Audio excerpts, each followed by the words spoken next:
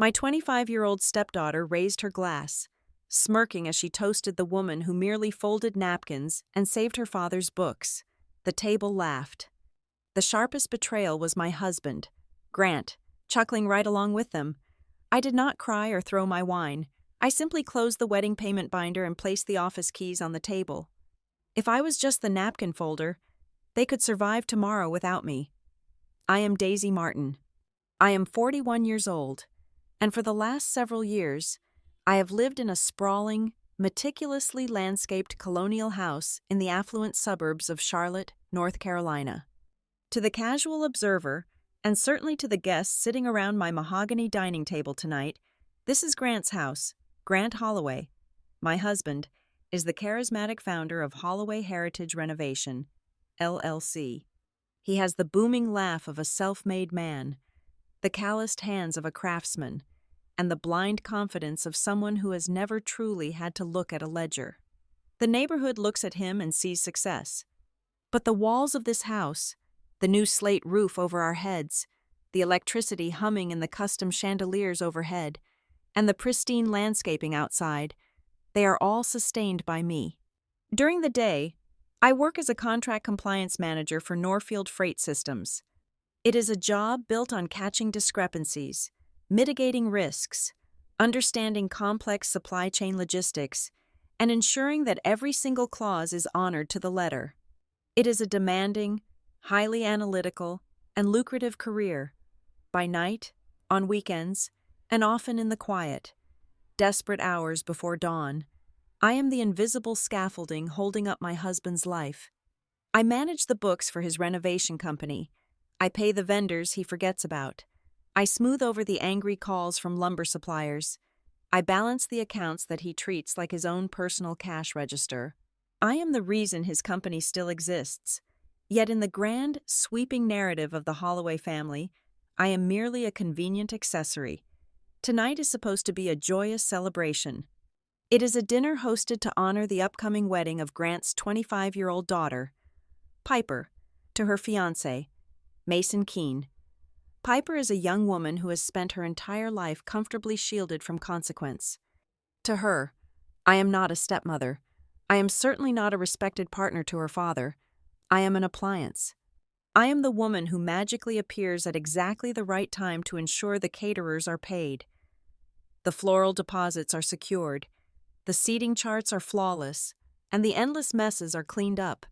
Sitting directly across from her at the table is Janelle Holloway, Grant's ex-wife and Piper's biological mother.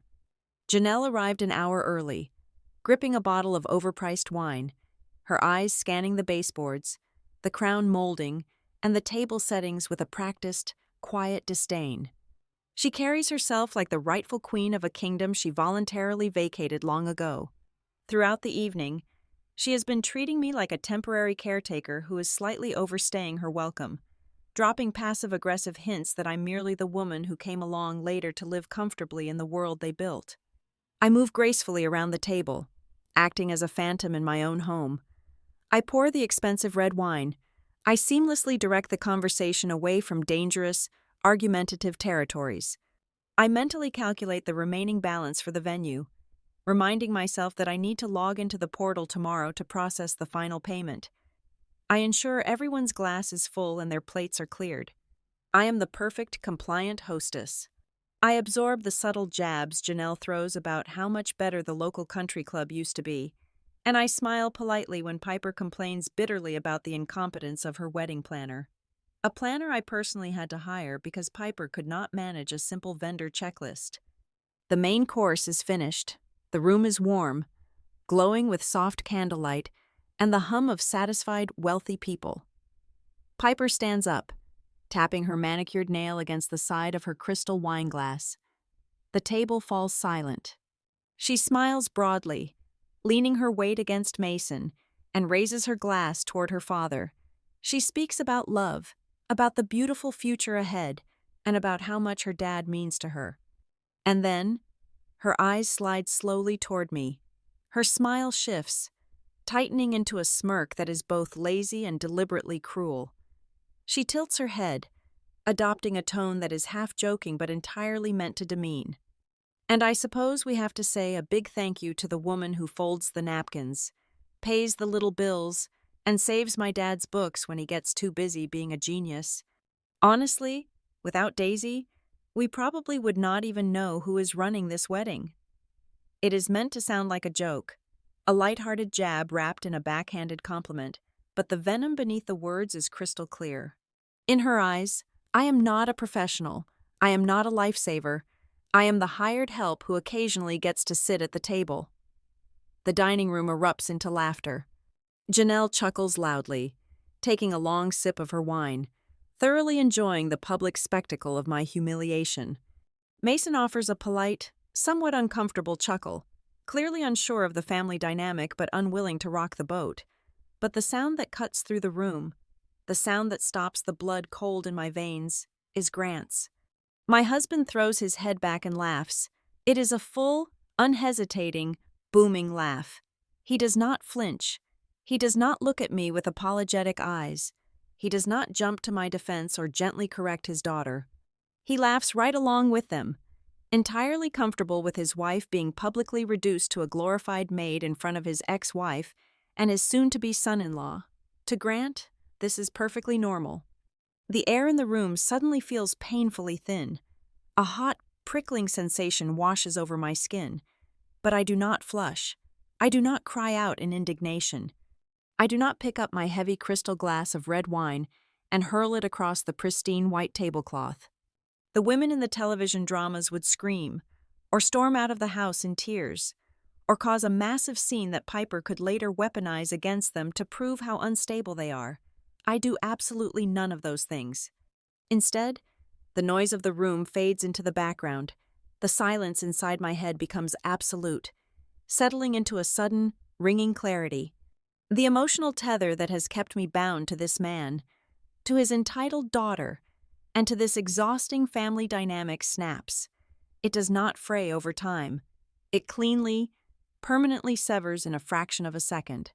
I stand up. The movement is smooth, unhurried, and perfectly calm. The conversation around the table dims slightly as they stop laughing to watch me. I walk over to the heavy oak sideboard against the wall.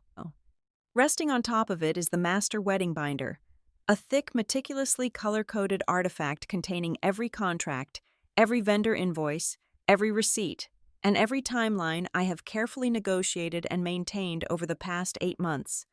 I place my hand flat on the leather cover and close it with a soft, definitive thud. I reach into the pocket of my slacks and retrieve the silver corporate credit card for Holloway Heritage renovation.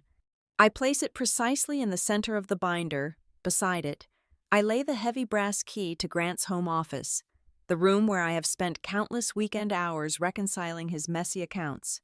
I pick up the binder, the card, and the keys. I walk back to the table and place them gently but firmly on the polished wood, directly in front of Grant. He is still smiling, a half-formed joke dying on his lips as he registers the items sitting next to his dinner plate. I look directly into his eyes. My voice is perfectly level, devoid of any anger, devoid of any warmth, and quiet enough that everyone has to strain slightly to hear it. If I am just the person who keeps the books and folds the napkins, then starting tomorrow, you can keep them yourself. I do not wait for a response. I turn and walk out of the dining room, heading straight toward the hallway. Behind me, I hear the rustling of clothing, a nervous throat clearing from Mason, and then Grant murmuring something dismissive to the group. I hear him assuring the table that I'm just being dramatic, that I have had a very long week at work, and that I am just being overly sensitive again. They all relax. The clinking of silverware resumes. They genuinely believe this is just a momentary flare-up, a brief marital spat that will be smoothed over by tomorrow morning with a forced apology and a fresh pot of coffee. They have absolutely no idea. In that exact moment, as I walk up the stairs toward the guest bedroom, the Daisy who fixed their mistakes, funded their illusions, and absorbed their disrespect ceases to exist. A heavy iron door has slammed shut inside my mind, and the lock has engaged. I am not going to argue with them anymore. I am simply going to step aside. Reality is coming to collect its debts, and for the first time in years, I will not be standing in its way. When the last car finally pulled out of the driveway, the heavy oak front door clicked shut, sealing the house in a thick, suffocating quiet. I was already sitting in the small alcove I used as a home office, bathed in the harsh blue light of my laptop screen. Grant walked in several minutes later, aggressively loosening his expensive silk tie. There was no apology in his posture, no regret in his eyes. Instead, he carried the irritated exhaustion of a man who felt he had been vastly inconvenienced by a childish tantrum. He leaned heavily against the door frame and sighed. He told me I had embarrassed him in front of our guests. He complained that I had taken a harmless, affectionate joke and blown it completely out of proportion, creating unnecessary tension on a night meant for celebration.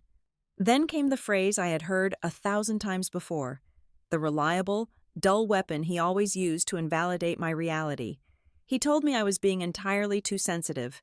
I did not argue. I did not raise my voice, defend my position, or demand an apology he was incapable of giving. I simply looked at him, my expression completely blank, and nodded slowly. That chilling lack of resistance unnerved him for a fraction of a second, but his towering ego quickly assured him I was merely pouting.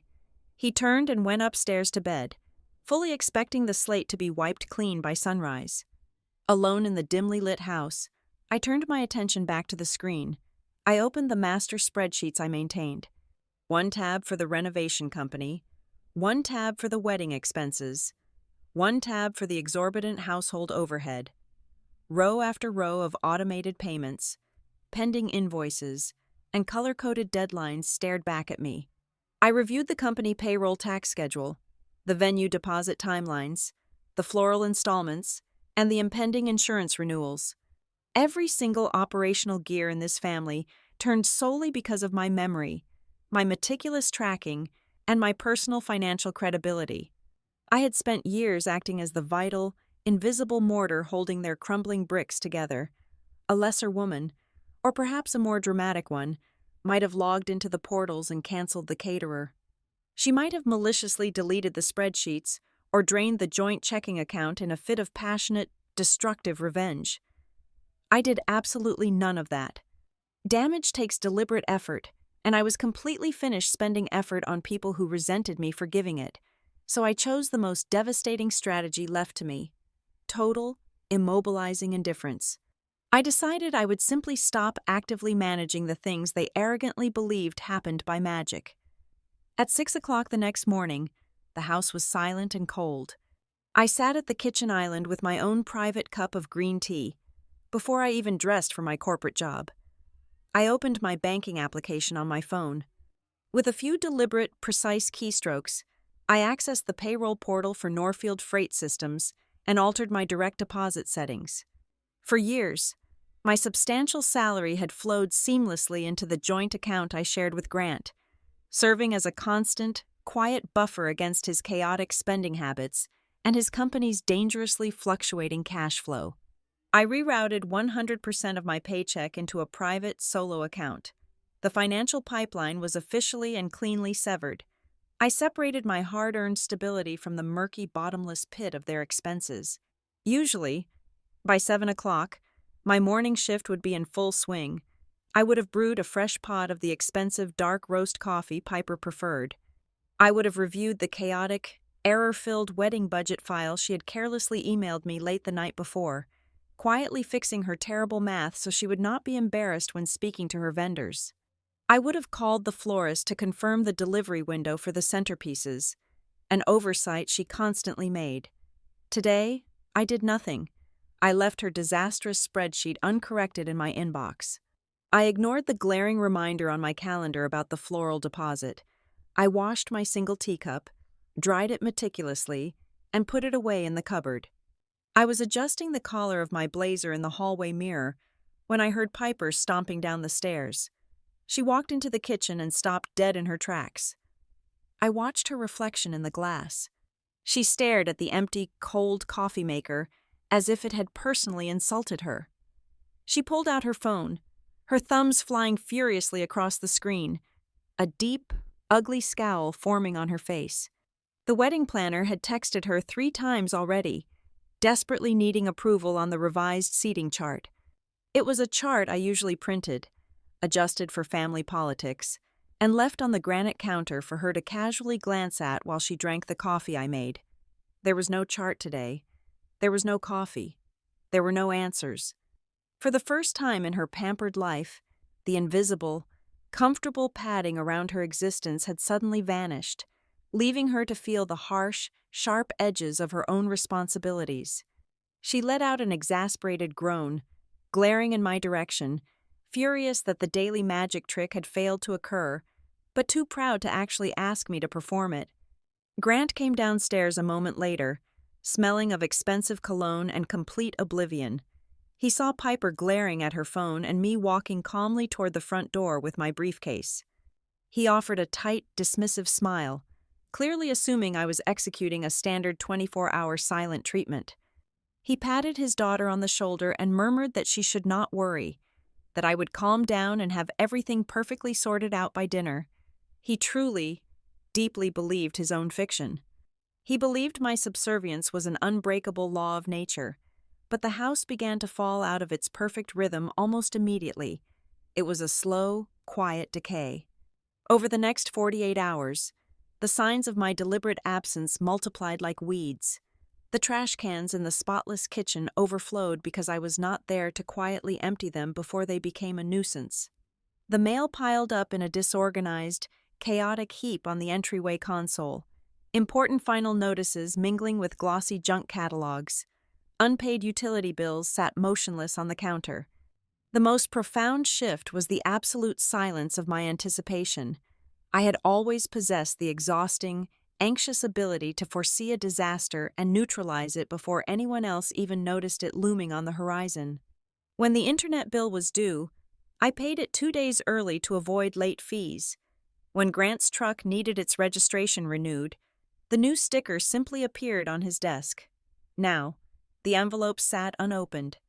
The emails from confused vendors languished in the shared household inbox, gathering digital dust. For the first time in my adult life, I tasted the pure, intoxicating power of choice. I was not actively sabotaging them. I had not hidden the coffee beans, or thrown away the important mail, or locked them out of any accounts. I was merely letting them experience the natural, unshielded consequences of their own existence. I was no longer volunteering my sanity to be the human shock absorber for their staggering ungratefulness. As I drove my car down the quiet suburban street toward my office, the air in the cabin felt remarkably light, almost pure. The collapse was coming, inevitable and heavy, not because I was pushing it down, but simply because I had finally chosen to step out from underneath it. I sat alone in my home office, the heavy wooden door firmly locked against the rest of the house, the blinds drawn tight to block out the suburban streetlights. The dual monitors on my desk cast a harsh, clinical glow across the room. I accessed the encrypted cloud storage drive that housed the complete financial history of Holloway Heritage renovation.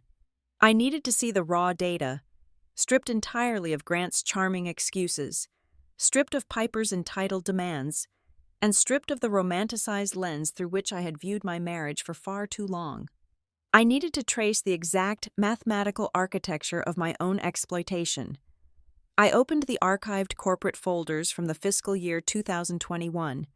Looking at the old ledgers was like reading the grim autopsy report of a crisis I had personally resuscitated. That year, Grant's company had practically flatlined. He had confidently underbid 3 massive historical district restorations, grossly miscalculated the soaring cost of raw lumber, and allowed his primary subcontractors to languish unpaid for months. The business cash flow had completely evaporated. The company was mere weeks away from total insolvency and public humiliation. That was the exact time I sold my beautiful, sunlit condominium, the sole piece of major real estate I had acquired entirely on my own before our marriage. I took the entirety of the proceeds from that sale, a sum well into the mid-6 figures, and injected it directly into the failing arteries of his business. I did not do it as a blind, submissive romantic gesture. I demanded structured terms. I had the legal operating agreement formally amended. In exchange for saving him from bankruptcy, I became a 40% equity partner in the limited liability company. My name was permanently inked onto the foundational documents as a capital contributing member. Yet, the massive cash injection had only been the beginning of my entanglement. Grant's personal credit history was a chaotic, toxic wasteland of late payments, forgotten medical bills, and impulsive, high-interest equipment loans. When the business desperately needed a revolving commercial line of credit to survive the brutal seasonal lulls in the construction industry, the commercial banks took one look at his unmitigated financial disasters and handed him immediate, flat rejections. It was my pristine credit score, my unblemished financial history, and my substantial, highly reliable corporate income from Norfield Freight Systems that finally forced the bank's hand. I signed the documents as the primary personal guarantor. My financial integrity became the vital, load-bearing wall holding up his entire operation. I clicked away from the company archives and opened the sprawling, meticulously color-coded spreadsheet dedicated to Piper's impending wedding. For the past 8 months, I had sat quietly at dinners and social gatherings, listening to the endless praise directed at Grant. The premium caterers, the exclusive country club venue, the custom-imported floral arrangements, everyone simply assumed these lavish expenses were the natural, expected fruits of a highly successful patriarch providing for his beloved daughter. The reality, hidden in the cells of my spreadsheet, was violently different. When the initial staggering deposit for the wedding venue was due last autumn, Grant's business accounts were overdrawn by thousands of dollars. He had looked at me with panicked, pleading eyes, silently begging me to fix his oversight. I had quietly transferred the money from my private high-yield savings account to float the payment, strictly to spare him the humiliation of losing the date. When my annual corporate performance bonus cleared in the first quarter of the current year, I used every single penny of it to replenish my savings and cover the subsequent vendor installments.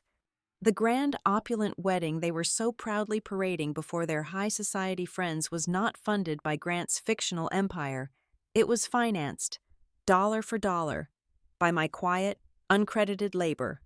Staring at the glowing screen, a painful, sickening pattern finally crystallized in my mind.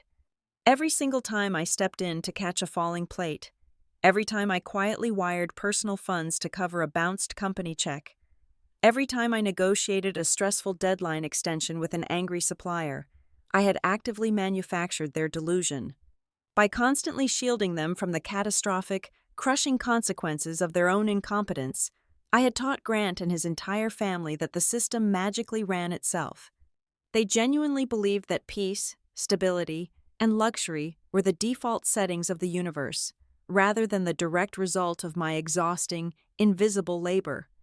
They felt perfectly comfortable mocking me at the dinner table because I had made my desperate struggle completely undetectable to them. I navigated back to the corporate drive and opened the current fiscal quarter's communication logs. I filtered the inbox for emails from Neil Branson, the certified public accountant handling the company's tax filings. What I found made the blood freeze in my veins. There were 3 urgent, unread emails sitting in the archive folder where Grant had carelessly banished them without a second thought. The commercial liability insurance policy, the absolute legal shield protecting the company from ruinous lawsuits and allowing his crews to step foot on client properties, was scheduled to lapse in exactly 14 days due to non-payment. Worse still was the payroll tax situation. Neil had clearly, emphatically warned Grant that the quarterly federal tax withholdings for the company's employees had not been remitted to the government. Grant had collected the tax money from his workers' paychecks, and instead of sending it to the proper federal agencies, he had quietly absorbed it into the general operating fund to cover up his other shortfalls. He was actively treating federal tax liabilities as a casual, interest-free loan.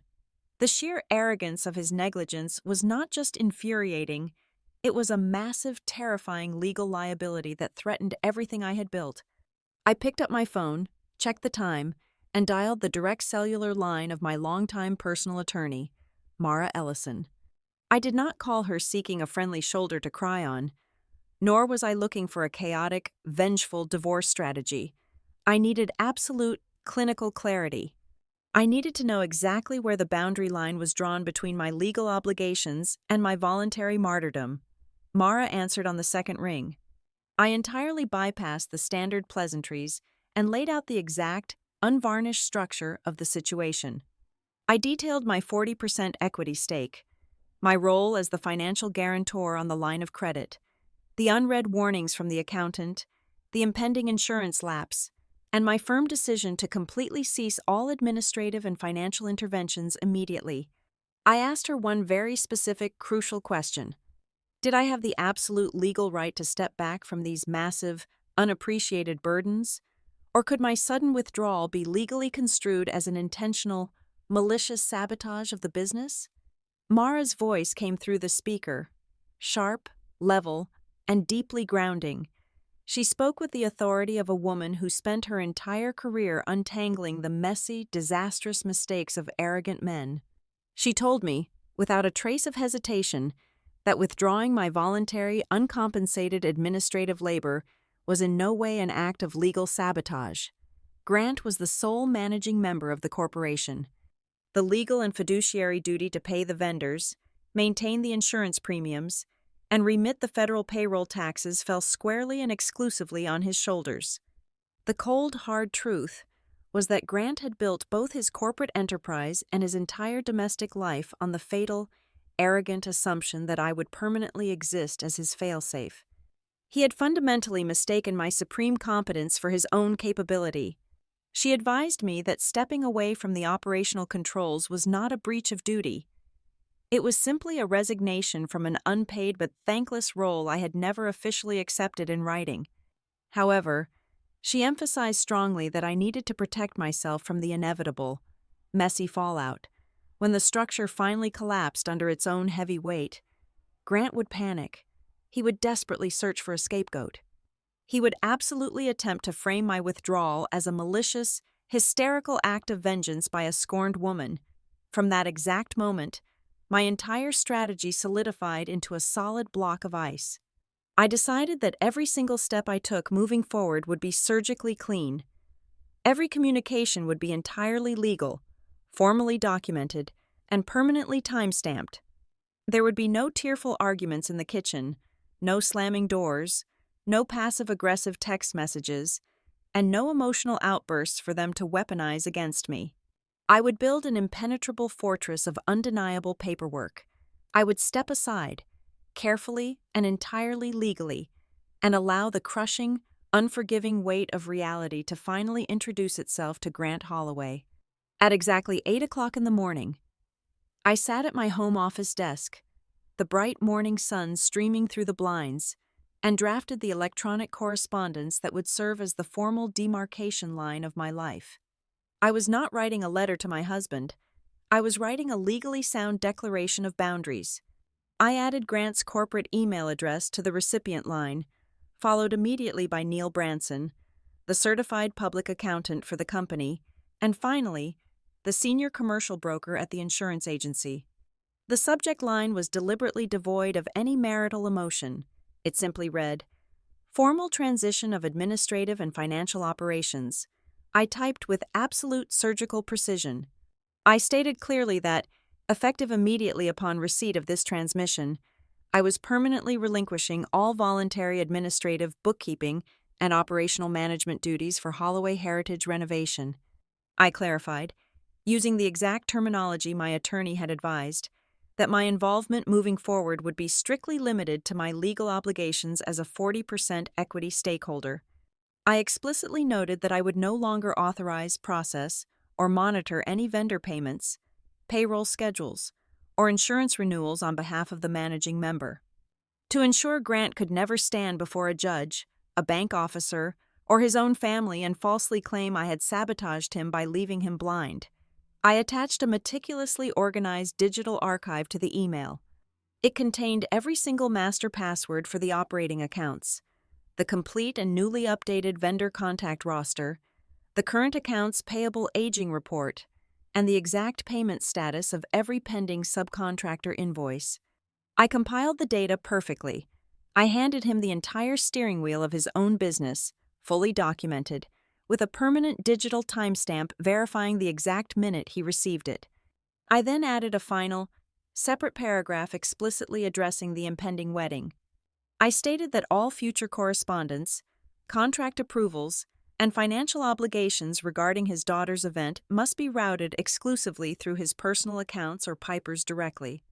I formally revoked the use of my personal email address and my private cell phone number as the primary point of contact for the luxury wedding planner, the country club venue, and all associated subcontractors. I proofread the text one final time to ensure it was as cold and sharp as a scalpel, and then I hit send. The paper trail was officially established. Grant received the notification on his smartphone while standing in the kitchen pouring his morning coffee. I watched silently from the hallway as he tapped the screen, his eyes casually skimming the dense, professional paragraphs I had just transmitted. He let out a short, dismissive scoff. He did not bother to open the digital archive. He did not review the accounts payable report detailing the thousands of dollars owed to his lumber suppliers. He looked up, caught my eye, and offered a highly patronizing smirk. He actually called it a spreadsheet tantrum. He told me I was wasting my time typing up dramatic legal jargon just to prove a petty point. He was entirely convinced this was nothing more than an elaborate, theatrical pout. He believed I was just trying to make him sweat for a few days before I inevitably caved and resumed my natural position as the invisible maid of his financial life. That evening, Grant attempted to execute a silent, psychological siege to bring me back into line. He ordered a massive spread of expensive takeout from a high-end sushi restaurant downtown, deliberately choosing a place he knew I disliked, and unpacked it loudly at the kitchen island. He called Piper down from her room, and the two of them sat together, laughing and talking with exaggerated, performative volume. It was a calculated display of alliance. They were staging a play of perfect domestic happiness, waiting patiently for me to feel isolated, to wander into the kitchen, apologize for my temporary insanity, and start cleaning up the soy sauce packets while asking about their day. I did not emerge from my sanctuary. I sat comfortably in the living room, reading a dense historical novel, entirely unbothered by the forced joy radiating from the kitchen. I knew the walls were about to close in on them, and I simply needed to wait. The performance began to fracture roughly an hour later. At 7:30, Piper's phone buzzed aggressively against the granite countertop. It was the lead coordinator from her expensive wedding planning firm. The planner was politely but firmly requesting the final written approval on the contingency tenting contract, a massive logistical document I had forwarded to Piper 3 days prior with explicit instructions to review and sign. Piper stared at the screen, her brow furrowing in genuine, deep confusion. She had never spoken directly to the planner about logistical contracts before. Managing those tedious details had always been my job. 10 minutes later, her phone rang again. This time it was the boutique florist. The digital payment link for the second major installment had bounced. It bounced because I had logged into the vendor portal that afternoon and completely removed my primary credit card from the saved payment methods. The floral designer needed a new card on file by the end of the business day to secure the imported orchids, or the order would be automatically canceled. Before Piper could even process the floral crisis, an urgent, flagged email arrived from the country club venue.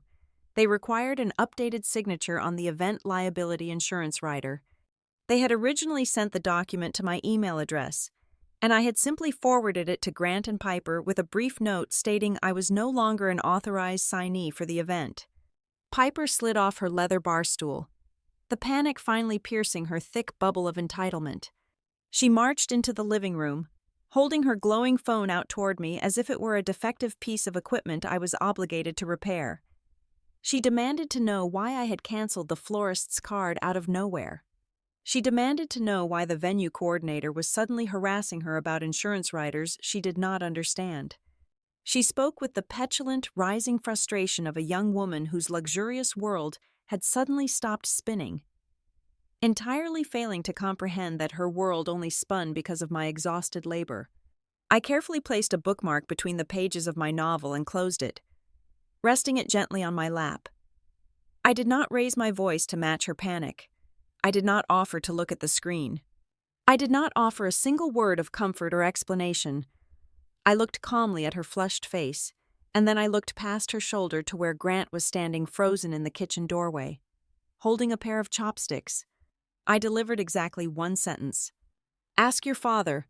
Piper spun around, looking at Grant with wide, expectant eyes, waiting for the powerful patriarch to simply wave his hand, authorize a payment, and make the annoying administrative problems disappear just like he always did. This was the exact moment Grant committed his first truly fatal error. A smart man, or a humble man, would have immediately recognized the danger. He would have excused himself, opened my morning email, downloaded the detailed attachments, and finally faced the terrifying reality of his financial obligations. He would have realized that the safety net was genuinely gone. But Grant was not a humble man. He was paralyzed by his own monumental vanity. Forced to choose between preserving his image as the infallible, endlessly wealthy provider in front of his daughter, or actually sitting down to read the complex, terrifying financial reality I had just placed on the table, he chose the comfortable illusion. He offered Piper a reassuring, remarkably relaxed smile. He told her not to worry about the vendors, confidently claiming they were just being overly aggressive with their corporate timelines. He promised her he would handle all of the complicated paperwork and the massive payments first thing in the morning. He would rather project a false sense of absolute calm than admit to his child that he had absolutely no idea how to operate the machinery of his own life.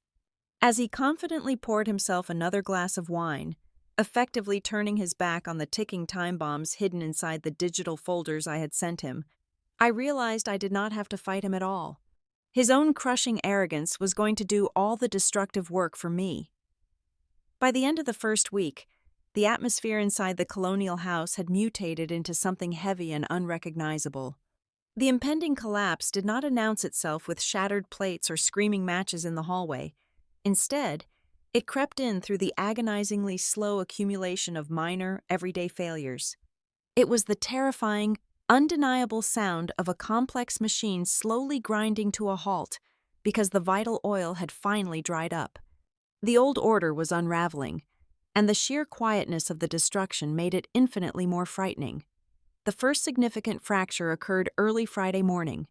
For years, the payroll processing for the renovation company had followed a delicate, secret choreography that only I understood. Every Thursday night, I would log into the business checking account, carefully assess the pending withdrawals, and quietly transfer several $1,000s of my own money to ensure the balance never dipped below the critical overdraft threshold. I did this primarily to protect the men who worked hard for my husband. This Thursday, however, I went to sleep at 10 o'clock. By Friday morning, the direct deposits for 3 of the company's most senior carpenters bounced due to insufficient funds.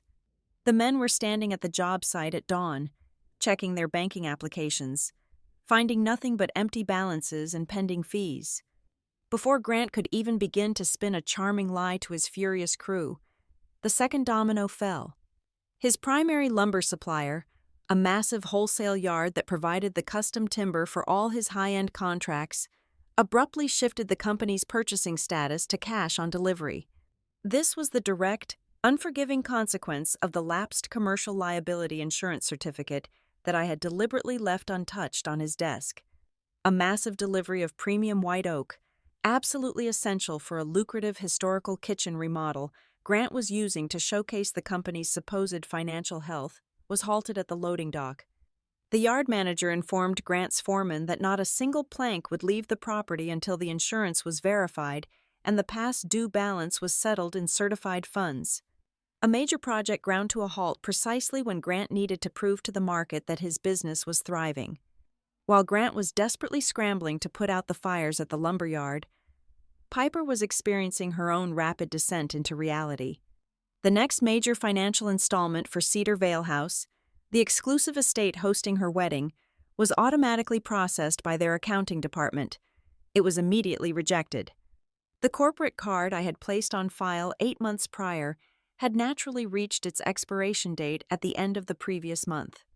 In the past, I would have proactively logged into the venue portal, updated the expiration date, inputted the new security code, and ensured the transaction was entirely seamless. Piper, having never once bothered to learn how the administrative side of her own wedding functioned, was completely blind to this basic logistical maintenance. She did not come to me for help or clarification. Her pride, inherited directly from her father, forbade it. Instead, she retreated to the digital world to curate her victimhood. She posted a lengthy, passive-aggressive status on her social media profiles, complaining bitterly about selfish adults who were intentionally trying to ruin the most important day of a person's life out of sheer spite. It was a cowardly broadcast. Within an hour, her bridesmaids and several extended family members began leaving supportive comments, subtly directing their digital outrage at the unnamed stepmother who was supposedly orchestrating this tragedy. They truly believed I was actively tearing down the decorations, entirely failing to comprehend that I had simply stopped paying for the foundation they were standing on. To stop the immediate bleeding and save face, Grant resorted to the most desperate tactic available to a failing business owner. He opened his leather wallet and began extracting his personal credit cards. He swiped his platinum card at the lumber yard to release the white oak. He used his gold card to manually push the venue payment through the portal for his daughter. But these were merely expensive, temporary bandages applied to a gaping arterial wound. Those massive, emergency charges swallowed his remaining available credit in huge, terrifying bites. His credit utilization ratios skyrocketed instantly. The very action he took to project an image of effortless wealth and control only accelerated his hidden journey toward total insolvency, revealing the severe depth of his actual financial stress. While the walls of his carefully constructed illusion were buckling, I was sitting calmly in the glass-walled conference room at Norfield Freight Systems. I was leading a complex, high-stakes negotiation regarding international shipping compliance. My suits were perfectly pressed. My arguments were sharp, articulate, and entirely devoid of emotional fragility. Grant had been desperately trying to convince his ex-wife, his daughter, and anyone who would listen that I was simply acting out of hysterical, emotional instability. But my profound, unwavering calmness in my professional life made his narrative impossible to sustain. A woman having a sudden mental breakdown does not successfully restructure a massive corporate logistics contract on a Tuesday afternoon. I was not losing my grip. I had simply let go of him. The true extent of my invisible power was finally validated not by my husband, but by the people he employed. During my lunch break, my personal cell phone vibrated. I looked down to see private text messages from the foreman and the lead electrician. They did not ask Grant about the bounced direct deposits. They asked me. They sent quiet, respectful messages, asking if things were okay with the operating accounts and if they needed to start looking for secure paychecks elsewhere. It was a profound revelation. Even the outsiders, the men swinging the hammers and running the wires, understood exactly who kept the engine running. They knew Grant was the charming salesman, but they knew with absolute certainty that I was the structural integrity of the entire operation. The heavy, suffocating pressure of the week finally broke Grant late that evening. I was sitting up in bed, the soft glow of a reading lamp illuminating the pages of my book. The house was entirely silent. He walked into the bedroom, his shoulders slumped, the arrogant swagger entirely stripped from his posture. He looked years older, exhausted by the sheer weight of the reality he had been forced to carry for just a few days. He walked over and stood quietly at the edge of the mattress. He did not apologize for the humiliation at the dinner table. He did not acknowledge the agonizing truth of what I had endured for years to keep him afloat. Instead, he relied on the old, familiar manipulation. He lowered his voice into a soft, intimate register, a tone he usually reserved for making promises he never intended to keep. He looked down at me, his eyes pleading, and asked me to just step in and fix the payroll and the vendor portals one last time so he could manage to get through the week. I did not set my book down. I simply looked up at him, studying the desperate lines of his face for a long, silent moment. I saw the absolute terror of a man who realized his parachute was actually a heavy anchor. I did not yell. I did not list his endless failures. I simply said no. The single syllable hung in the quiet room. It was not the soft, reluctant, negotiable refusal I had offered in the past when I was too tired to fight. It was hard, dense, and utterly immovable. For the very first time in our marriage, he stared back at me and felt the terrifying reality that my boundary was not a suggestion. It was a solid wall, and he was standing entirely on the outside of it, alone. The telephone on my desk at the corporate office rang midway through Tuesday morning. The caller identification displayed the name of Neil Branson, the certified public accountant who had handled the tax filings for Holloway Heritage renovation for the past 7 years. Neil sounded incredibly nervous. He was calling under the assumption that I was still the primary custodian of the historical financial records. He politely asked if I could locate a specific set of payroll ledgers from the final quarter of the previous fiscal year. In his haste to explain why he needed them, Neil stumbled over his words and accidentally revealed a detail that made the breath catch in my throat. He casually mentioned that he was trying to negotiate a penalty abatement with the federal government because Grant was severely delinquent on a significant portion of the payroll tax from that exact quarter. My hands hovered over the keyboard. I asked Neil to repeat what he had just said. He stammered, suddenly realizing I was completely unaware of the delinquency, and quickly tried to backpedal, stating that Grant had assured him the issue was merely a banking error that was being sorted out. I thanked Neil, ended the call, and immediately locked my office door. I logged into the secured cloud server and bypassed the current, chaotic operating accounts, diving straight into the deep archives of the previous winter. I did not need Neil to send me the audit. I knew exactly how to trace the digital footprints of my husband's deceit. The numbers were not hiding. They told a vivid, incredibly ugly story. I isolated the exact dollar amount that should have been remitted to the federal government for the employee's tax withholdings. Then, I tracked the outbound wire transfers from that specific week.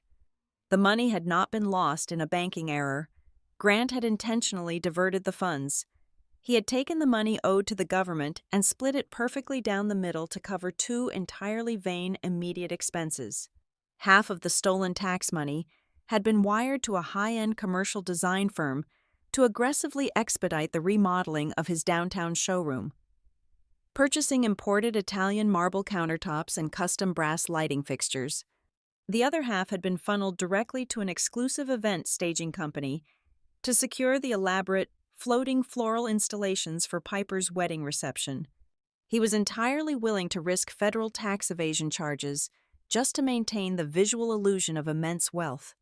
As I dug deeper into the hidden correspondence folders, searching for any other financial landmines, the first massive twist of the entire ordeal materialized on my screen.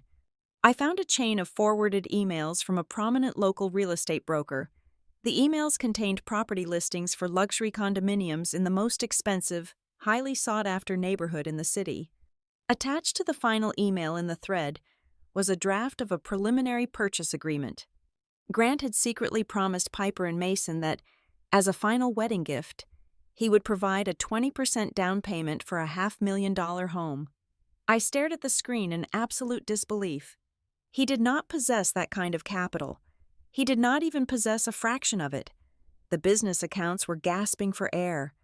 The vendors were revolting, and his personal credit was already stretched to the breaking point. So, where did he intend to get the money? The answer washed over me with a sickening clarity. He was banking entirely on my upcoming annual corporate bonus, combined with a quiet, desperate assumption that I would simply liquidate my remaining stock portfolio if he begged hard enough. He had sold his daughter a magnificent lie, fully expecting to harvest my life savings to make it true.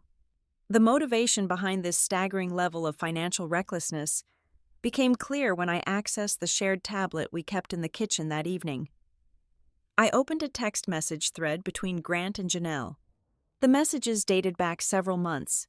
Janelle had been relentlessly pressuring him, using a toxic mixture of guilt and ego. She told Grant that Mason's family came from generational wealth and that he needed to step up and prove he was a highly successful patriarch. She explicitly demanded that he spare absolutely no expense for the wedding and the couple's future, mocking him for letting his new wife control the purse strings. Instead of standing in reality and admitting his financial limitations, Grant had folded. He chose to gamble our entire financial future just to secure Janelle's fleeting approval and Piper's adoration, operating under the fatal assumption that I would always be there to quietly absorb the catastrophic losses. I opened my own sent mail folder and scrolled back through years of communication. I needed to ensure my own memory was not playing tricks on me. There they were, dozens of emails drafted in my precise professional tone. Messages from 2022 warning him about commingling family funds with business capital. Urgent emails from 6 months ago begging him to authorize the liability insurance premium before the grace period expired. Detailed spreadsheets outlining the extreme danger of his negative cash flow. To every single warning, he had either replied with a dismissive, single-sentence reassurance or ignored it entirely, knowing that if the deadline got dangerously close, I would simply log in and pay it myself to avoid the stress. That night, Grant returned to the house with a completely new strategy. The arrogance and the angry demands from the previous days were entirely gone. He walked into the living room, holding 2 crystal glasses and a very expensive bottle of Pinot Noir. He poured the wine, handed me a glass, and sat down softly on the cushion next to me. He looked at me with a perfectly crafted expression of gentle exhaustion. He began to speak in a low, soothing voice, reminiscing about our early years together. He brought up our honeymoon on the coast, the way we used to stay up late talking about building an empire together. He reached out and gently placed his hand over mine, apologizing not for the disrespect or the financial ruin, but simply stating that he had been so overwhelmed lately that he had lost sight of his best girl. He was attempting to leverage the sacred memories of our marriage to manipulate me back into the role of his unpaid crisis manager. He was playing the part of the vulnerable, loving husband who just needed his brilliant wife to help him through a tough spot. I looked down at his hand resting on mine. I felt absolutely nothing. No warmth, no sympathy, no lingering romantic obligation. The man sitting beside me was not a partner seeking comfort. He was a parasite attempting to reattach itself to a host. I realized that the humiliating joke at the dinner table was never the actual problem. The joke was merely the symptom. The disease was the fact that for nearly a decade, Grant had viewed me as an infinite renewable resource. I was a machine designed to generate capital, patch his debts, and maintain his pristine social standing, all while demanding absolutely nothing in return. I carefully slid my hand out from under his, stood up, and left the glass of wine untouched on the coffee table. I walked upstairs without saying a single word. The next morning, I drove straight to the sleek, glass-fronted offices of Mara Ellison. The time for simply asking questions about my rights was over. We immediately transitioned into the active preparation of a massive legal firewall. Mara began drafting the comprehensive documents required to definitively separate my personal assets from Grant's impending collapse. We prepared the formal declarations regarding my 40% equity stake, ensuring it was legally isolated from any fraudulent actions he had taken as the managing member. We drafted contingency plans outlining our exact strategy if the vendors decided to pursue litigation, ensuring the liability fell exclusively on Grant's side of the ledger. While Mara built the legal armor, I spent my entire weekend building the digital vault. I sat in my home office and meticulously backed up every single document onto a pair of encrypted external hard drives. I saved every capital contribution agreement, every historical payment log, and every desperately ignored email warning I had ever sent him. I compiled absolute, undeniable proof that I had never actively destroyed his company or sabotaged his daughter's wedding. I had merely stopped serving as the invisible, free safety net that caught him every time he deliberately jumped off a cliff. The truth was fully documented, time-stamped, and secured. I was ready for the crash. Sunday morning arrived with an invitation to an upscale bistro downtown. Janelle had organized what she termed a mature sit-down to clear the air, framing it as an opportunity for all the adults to simply talk things through. In reality, it was a carefully orchestrated emotional ambush. When I arrived and took my seat at the corner booth, the battle lines were already drawn. Janelle sat beside her daughter, her posture radiating defensive hostility. Mason sat stiffly on the outside edge, looking profoundly uncomfortable, while Grant occupied the head of the table, wearing a mask of weary, long-suffering patience. The waitress had barely poured our coffee before Janelle launched the offensive. She did not raise her voice. She used the sharp, condescending tone of a disappointed headmistress. She accused me of holding the entire family hostage over a petty misunderstanding. Before I could even process the audacity of her opening statement, Piper shattered into tears. They were not quiet, dignified tears. It was the loud, panicked weeping of a young woman whose lavish reality was finally threatening to crack open. Piper pointed a trembling finger at me across the table. She accused me of deliberately turning her perfect day into a miserable marital battlefield. She sobbed that I was punishing her for whatever private issues Grant and I were having behind closed doors. She claimed I was cold, vindictive, and actively trying to destroy the most important moment of her entire life simply because my feelings had been hurt at a dinner party. I waited for Grant to intervene. I waited for him to take even a microscopic shred of accountability for the disaster he had created. Instead, he let the heavy, dramatic silence stretch out before he finally spoke. His approach was infinitely more terrifying than if he had simply started yelling. He lowered his voice into a gentle, sorrowful register. He looked at me with deep, manufactured disappointment and calmly twisted the entire narrative. He told the table that he loved me, but that he was heartbroken by how bitter and cold I had become. He painted a masterful picture of a severely stressed, unstable woman who had completely lost her grip on reality and was now viciously targeting his innocent daughter. He sat there, wearing his custom-tailored suit, entirely comfortable feeding me to the wolves if it meant preserving his own golden image. I felt a cold, hard knot form in my chest, but I did not let a single emotion bleed onto my face. I did not raise my voice to passionately defend my character. I simply looked past Grant and locked eyes directly with his crying daughter. My voice was flat and perfectly even. I asked Piper to tell me exactly who had paid the $10,000 deposit to secure the estate venue 8 months ago.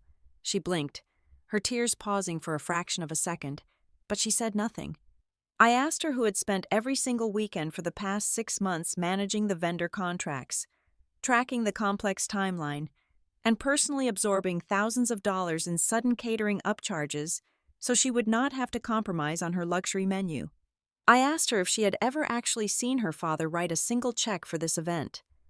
Piper opened her mouth, but the words failed to materialize.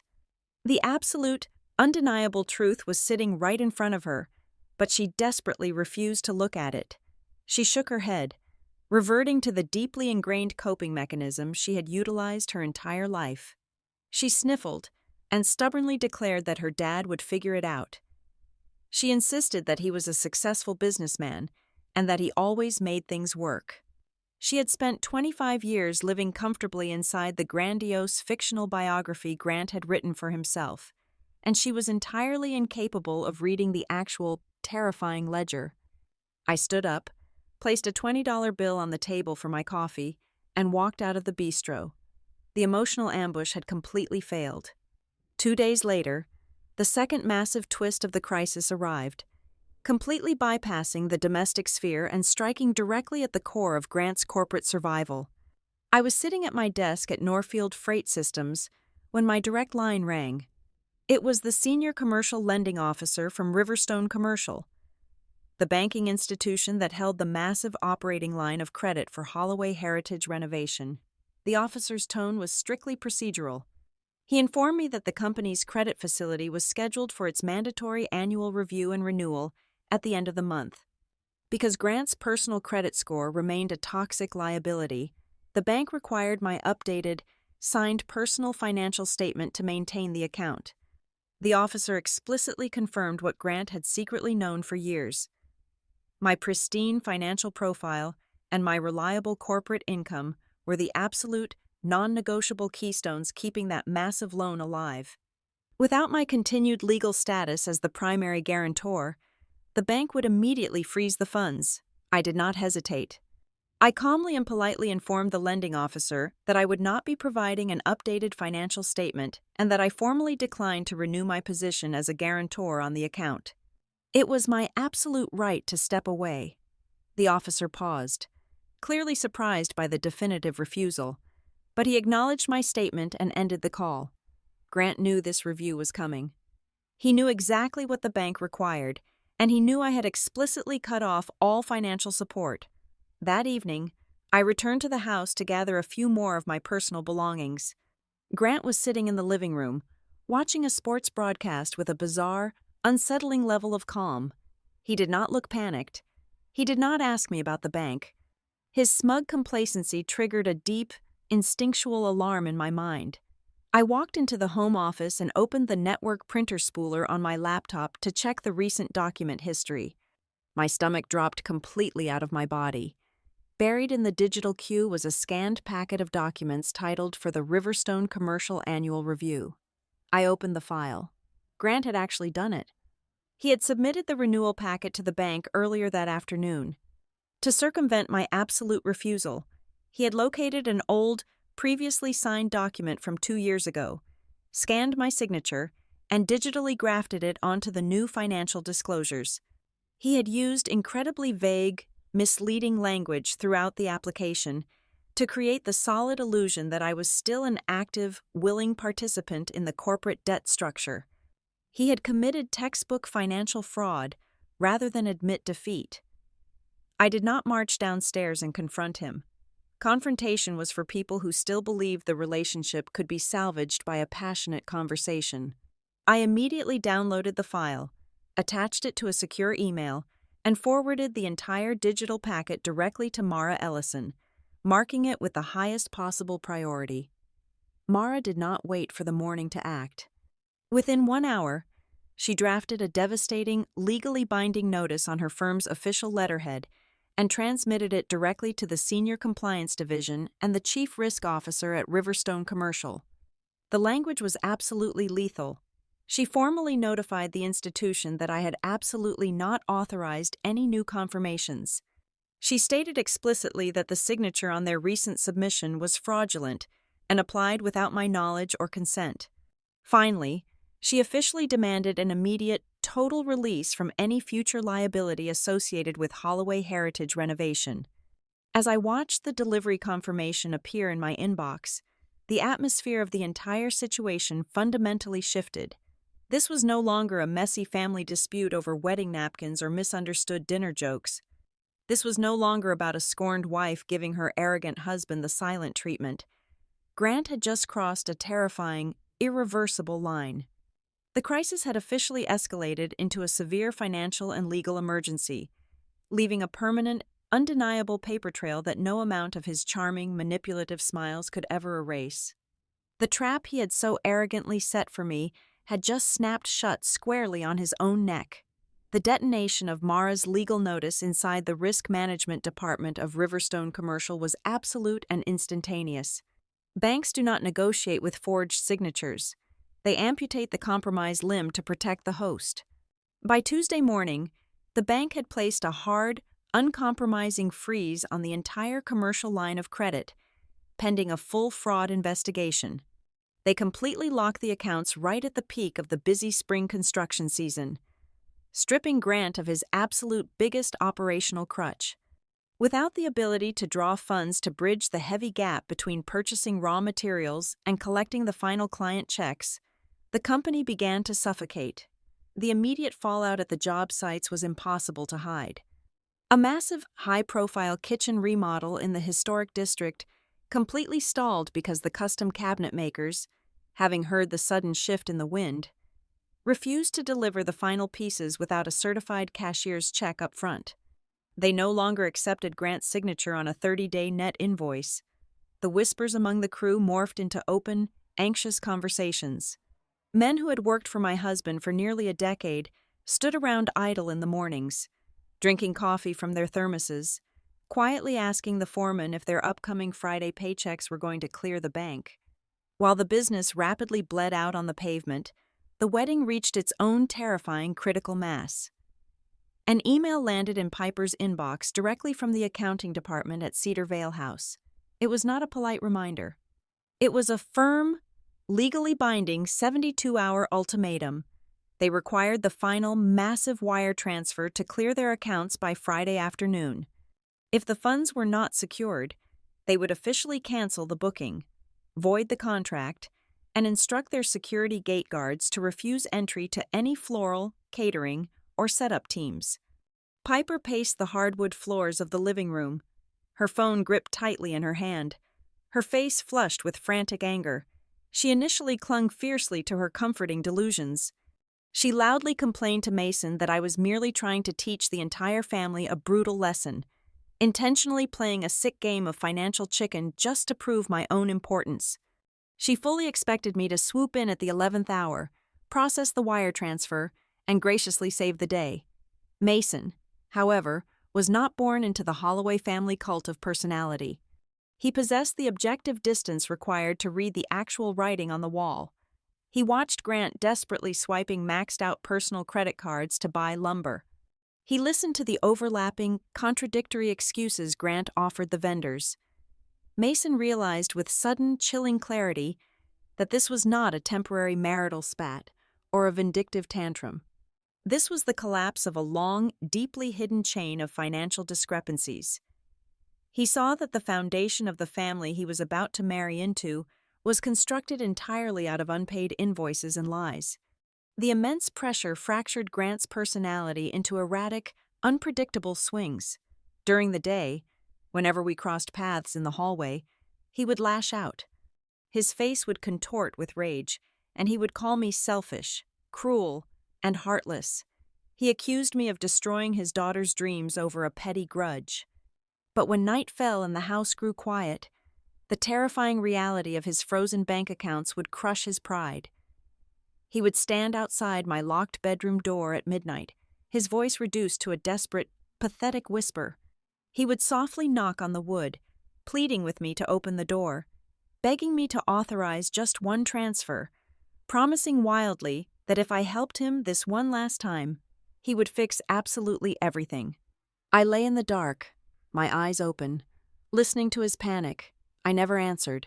I had already begun executing my own silent extraction. During my lunch hour on Wednesday, I drove across town and signed a 6-month lease on a sleek, brightly lit apartment just 10 minutes from the corporate offices of Norfield Freight Systems. I did not announce my departure. I did not pack dramatic, oversized suitcases in the middle of the foyer to provoke a reaction. Instead, every morning when I left for work, I quietly took a few of my essential belongings with me. My important documents, my jewelry, my favorite tailored suits, and the books that actually mattered to me disappeared from the colonial house piece by piece. My closet slowly emptied, mirroring the slow, deliberate withdrawal of my presence from their lives. The suffocating atmosphere finally ignited Janelle. During a tense phone call regarding the venue's ultimatum, Piper inadvertently let slip that she was not worried because her father had promised them a massive cash gift for a luxury condo down payment, assuming he could just use that money to save the venue instead. Janelle, possessing a predatory instinct for a lie, immediately demanded to see the proof of these funds. When Grant predictably failed to produce a single bank statement verifying the existence of the promised down payment, Janelle turned her vicious crosshairs away from me and locked them squarely onto him. She realized he had been lying to her face to maintain his ego, for the very first time in her life. Piper stood in the home office and truly saw the man behind the curtain. Grant was no longer the infallible, confident patriarch holding court at the dinner table. He was a sweating, frantic mess. She watched him desperately dig through chaotic piles of unopened mail, searching for any line of credit he had not already exhausted. She listened as he made panicked phone calls to private lenders, his voice tight and high-pitched, offering overlapping, nonsensical lies about temporary cash flow issues. The invincible aura that had defined his entire existence simply evaporated in front of his daughter's eyes, leaving behind nothing but a terrified man drowning in his own arrogance. I completely stopped appearing at the dinner table. I no longer cooked. I no longer set the places. and I no longer sat silently while they ate the food my salary provided. When I was in the house, I remained a ghost. The colonial home, once filled with the warm, vibrant energy of my constant maintenance, turned cold and hollow. My calm, deliberate absence became a suffocating physical weight in the rooms. It was infinitely more terrifying to them than any screaming argument could have ever been, because my silence confirmed the one truth they had spent their entire lives running from. There was no one left to save them. The glass walls of the executive conference room at Riverstone Commercial offered no place to hide. It was exactly 10 o'clock on Thursday morning. The air conditioning hummed, a low, sterile sound that perfectly matched the clinical execution about to take place.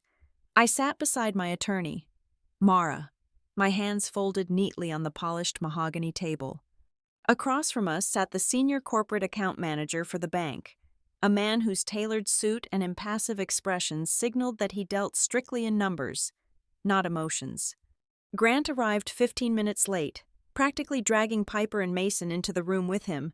He had clearly spun another desperate lie on the car ride over. I knew his tactics intimately. He had likely promised his daughter and future son-in-law that this meeting was merely a bureaucratic formality, a simple sit-down to force his vindictive wife to unlock the accounts she had supposedly hijacked out of spite.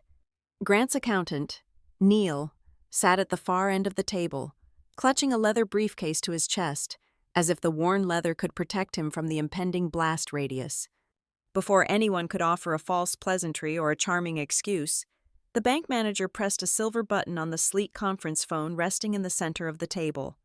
A sharp ring echoed through the quiet room, followed by the crisp, professional voice of the lead coordinator from Cedar Vale House. All the distinct, separate crises of Grant's life had finally been gathered into a single room. The theatrical performance was officially over. The bank manager opened a thick manila folder, his eyes scanning the top document. He did not look at Grant with the usual deferential respect afforded to wealthy, successful clients. He looked at him like a severe, unmitigated liability. The manager stated, in a flat, uncompromising tone, that the commercial line of credit was completely suspended pending a formal, rigorous investigation into false representation. Grant immediately puffed up his chest, attempting to launch into his signature charismatic defense, but the manager raised a hand and cut him off completely. The banker looked directly at Piper and Mason, choosing to explain the exact financial mechanics of the Holloway family's survival for the benefit of the room. He clarified that the massive credit facility was never granted based on the fundamental strength or revenue of the renovation company itself. It had been underwritten and sustained entirely by my personal liquidity, my verified corporate income, and my legally binding role as the primary guarantor. The manager stated unequivocally that without my continued financial backing, Grant's individual credit profile was far too toxic and over-leveraged to qualify for even a fraction of the current limit. The air in the room grew suffocatingly thin. The manager then turned his sharp attention to Neil, demanding an immediate explanation for the glaring irregularities in the recent financial disclosures regarding federal tax liabilities. Grant shot a terrifying, silencing glare down the length of the table, implicitly ordering his accountant to lie. But Neil was looking at Mara, entirely aware that committing perjury in front of a corporate attorney and a federal banking official would end his own career and likely result in prison time. Neil swallowed hard, his voice trembling slightly as he confessed the reality of the ledger.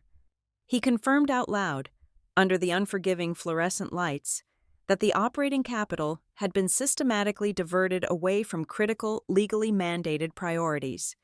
He admitted, specifically detailing the dates and amounts, that Grant had actively taken the federal payroll tax withholdings and funneled them directly into the unnecessary downtown showroom upgrades.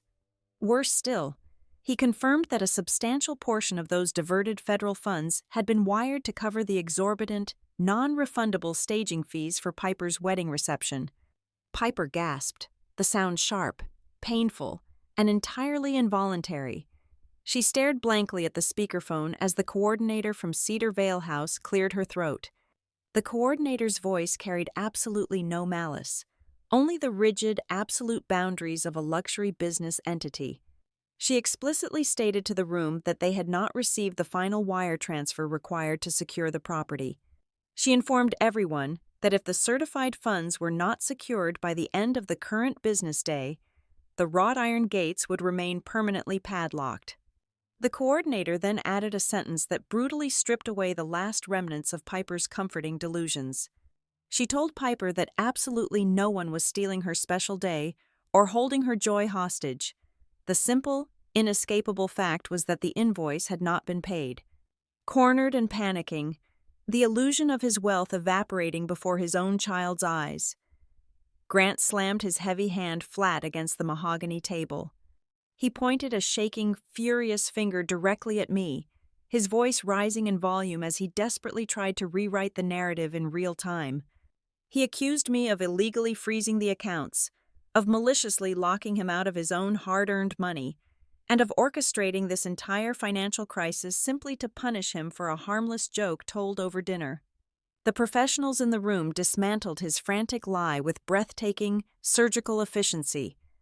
Mara opened her own leather portfolio and slid a thick stack of documented evidence across the table toward the bank manager. She stated, for the official recording of the meeting, that her client had not canceled a single active vendor contract. I had not illegally withdrawn a single penny of company assets. I had not violated any fiduciary duty or contractual obligation. The bank manager nodded in immediate agreement, confirming aloud that my only action was legally withdrawing my voluntary, uncompensated financial protection. I had simply stepped out of the way, and the business was collapsing under its own unsupported weight. I watched Piper's face as the professional terminology washed over her.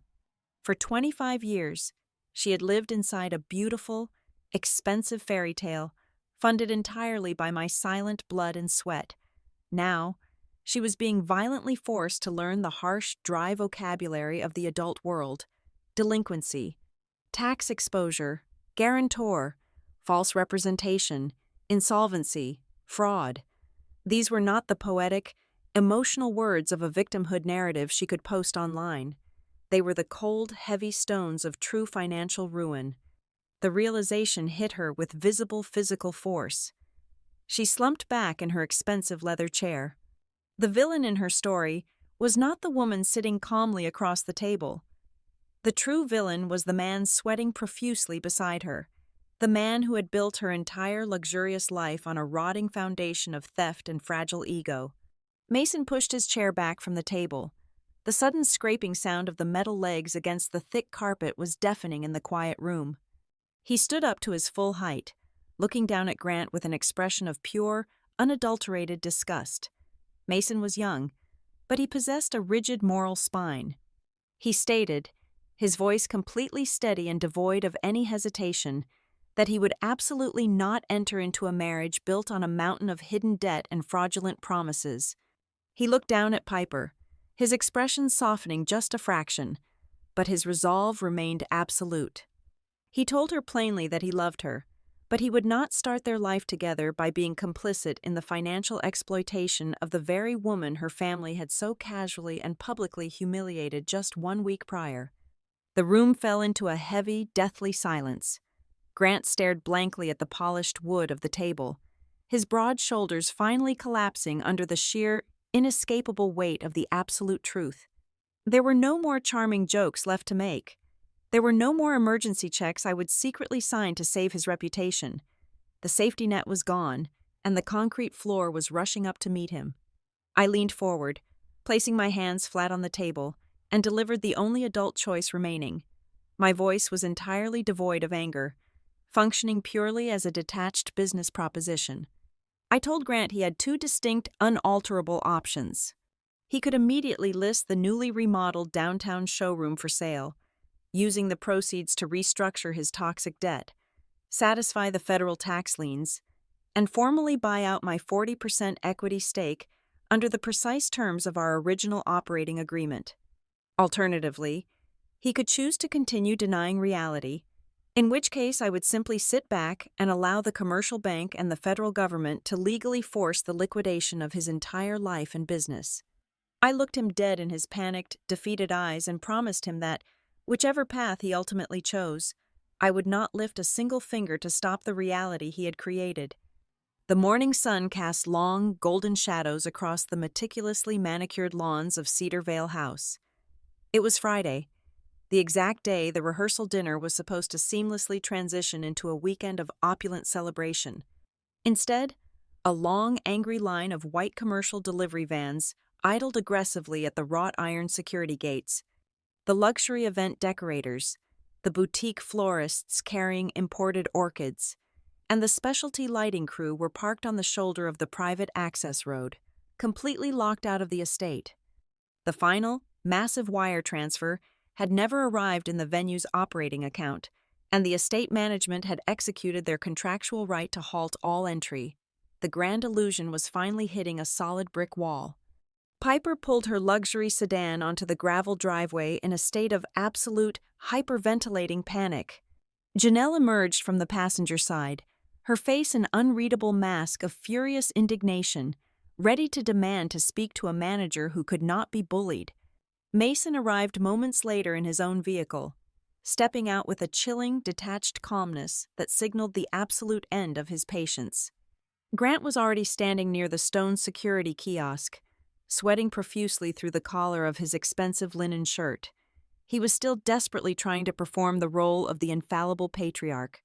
He was waving his hands, flashing his signature charismatic smile, and assuring the skeptical, stone-faced security guards that a massive bank routing error was currently being corrected by his financial team. He begged them for just 20 more minutes of grace. I had driven to the estate that morning not to gloat over their ruin, but strictly because my attorney had advised me to be physically present to formally and legally reject any last-minute attempts at financial coercion on the venue property.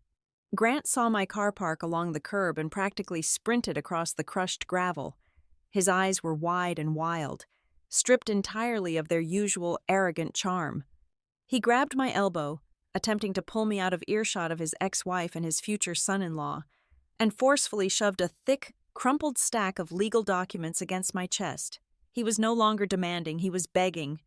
He frantically explained that the paperwork was a temporary commercial bridge loan application, a desperate stopgap measure that would instantly satisfy the commercial bank, unlock the frozen line of credit, and release the funds to open the heavy iron gates. He shoved a blue ink pen toward my hand, his voice cracking as he ordered me to just sign the bottom line and save his daughter's life from total public humiliation. I looked down at the chaotic stack of papers, then looked up into his flushed, terrified face. I did not raise my voice, and I did not offer a dramatic monologue. I simply opened my hands and let the documents fall, allowing the morning breeze to scatter the unsigned pages across the gravel driveway. Right at that exact moment, Mara's sleek black sedan pulled smoothly up to the curb. My attorney stepped out, her posture radiating absolute, impenetrable legal authority. She did not even look at Grant. She simply announced, loudly and clearly enough for the venue staff and the gathered family members to hear, that formal written notices of non-consent had already been legally served to every major financial institution in the state. She stated that any document bearing my signature dated after our initial meeting would be immediately flagged as fraudulent and referred to the authorities. The temporary bridge loan was completely dead on arrival, and there was absolutely no back door left to open. As the useless papers fluttered around Grant's expensive Italian leather shoes, his cell phone began to ring loudly in the quiet morning air. The caller identification displayed the main corporate investigations number for Riverstone Commercial. Caught entirely off guard and trembling violently, he accidentally answered the call on speakerphone. The firm, uncompromising voice of the senior compliance officer echoed across the driveway. The officer officially confirmed that the commercial credit facility was permanently and irrevocably terminated. The federal investigation into the falsified renewal documents was officially active. Furthermore, the officer stated with cold precision that if Grant did not independently clear the massive, outstanding federal tax liens within 30 days, the bank would initiate aggressive asset forfeiture and force a total corporate liquidation. Piper stood frozen near the massive stone pillars of the gate, listening to the brutal, undeniable truth broadcasted directly from her father's mobile phone. The final, fragile layer of her lifelong delusion shattered into a million pieces. She walked slowly toward Grant, her voice reduced to a hollow, shaking whisper, and asked him directly about the money for the condominium down payment. She asked about the supposed trust fund he had promised to unlock for her future. Grant could not bring himself to look her in the eye. He stared down at the gravel, his heavy silence confirming the devastating, world-altering reality. The massive cash gift had never existed. The opulent wedding fund had never existed.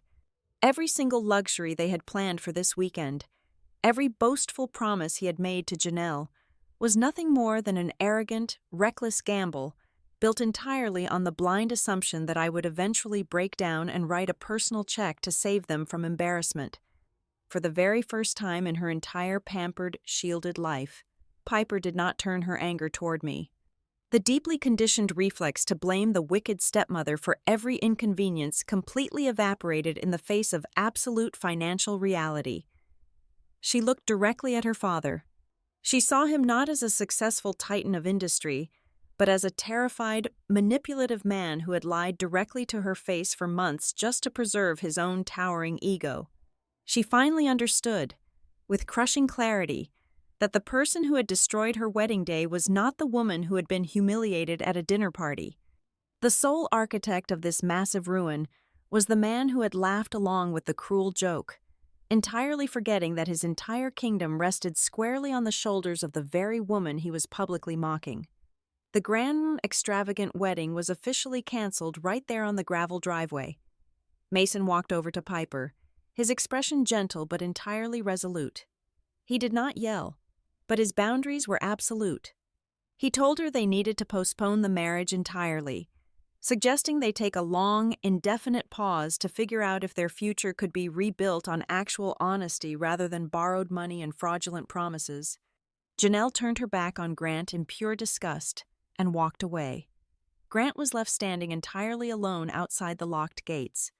Without my steady corporate income, my pristine credit score, or my silent, exhausted labor, he had absolutely no leverage left in the world. Over the next several weeks, he would be legally forced to list his prized downtown showroom for sale to satisfy the massive tax debts, drastically downsize his failing renovation company to a skeleton crew, and face a brutal divorce proceeding where all his charming rhetoric and manipulative smiles would be completely useless against cold, hard financial evidence and a judge who only cared about the math. 6 months later, the legal dust had finally settled. I stood in the bright, modern kitchen of my newly purchased condominium, a beautiful, airy space situated high above the bustling city skyline. The morning sun streamed warmly through the massive floor-to-ceiling windows, illuminating the clean, uncluttered quartz surfaces.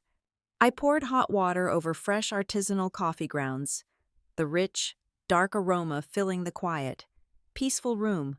I brewed exactly 1 cup.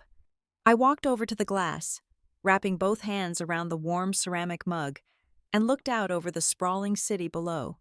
The heavy, suffocating knot of anxiety that had lived deep inside my chest for nearly a decade was completely gone. The air in my lungs felt incredibly light. I realized then that the most valuable thing I had reclaimed from the absolute wreckage of my marriage was not my credit score, my equity, or my savings account. It was my absolute dignity. It was my profound, unbreakable self-respect.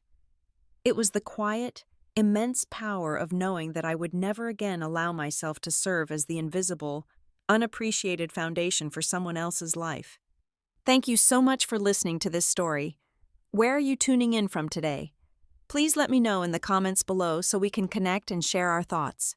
If you enjoyed this journey, make sure to subscribe to the Violet Revenge Stories channel, like this video, and support us even more by hitting the hype button so this story can reach and empower even more people.